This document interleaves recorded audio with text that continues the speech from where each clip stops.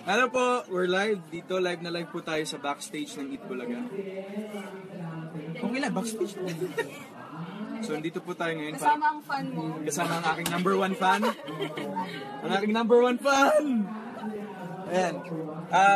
Pag-usapan natin yung mga playlist.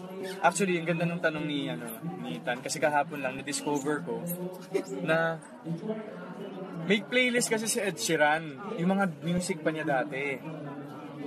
Tapos, Cold Coffee, Fall, You Don't Me, I Don't Need You, yung mga ganun. Alam ko siya lahat. Narinig mo na? Pagkarinig ko, alam ko lahat.